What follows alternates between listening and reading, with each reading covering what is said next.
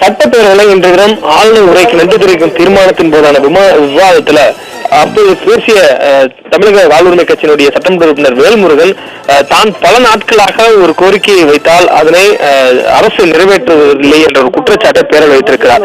அதாவது அரசிடம் உரிமையோடு வேல்முருகன் பல கோரிக்கைகள் வைப்பதாகவும் முதலமைச்சர் பேரவையை விட்டு செல்லும் நாட்கள்ல அவர் கார் வரையிலும் சென்று அவரை வழி அனுப்புவதாகவும் அப்போது முதல்வரிடம் இந்த கோரிக்கைகளை நிறைவேற்றி தருமாறு கேட்டுக்கும் போதும் பலமுறை கேட்டும் அது நிறைவேற்றி தரப்படவில்லை. முதல்வர் அமைச்சர்களுக்கு அறிவுறுத்தல் வழங்க வேண்டும் என்று கோரிக்கை வைத்த போதும் கூட அதனை அமைச்சர்கள் இதுவரை நிறைவேற்றாத சூழல் இருக்கிறது.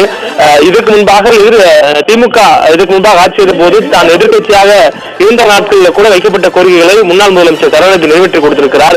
ஆனால் தற்பொழுது கூட்டணியில் இருக்கிறேன், இப்பொழுது கேட்கக்கூடிய கேள்விகளுக்கு கோரிக்கைகள் கூட தீர்வு கிடைப்பதில்லை என்ற ஒரு அதிருப்தியும் குற்றச்சாட்டாக திமுக மீது வைத்திருந்தார். இதற்கு பதிலளித்து பேசிய அவை முன்னவர் திமுகவுடைய அமைச்சர் துரைமுருகன், வேல்முருகன் சட்டசபைக்குள்ளாக பேசும்பொழுது தான் கூட்டணி கட்சியில் இருப்பவன் எனக்கு செய்வர்கள் என்று கேட்கிறார், வெளியில போய் பேட்டி கொடுக்கும் பொழுது எங்களை திட்டி பேசுகிறார், இப்போது கூட்டணி இருக்கிறாரா இல்லையா என்பது தெரியாத நிலை இருக்கிறது என்று அதை நகைச்சுவையாக பதிலளித்து முடித்திருந்தார்.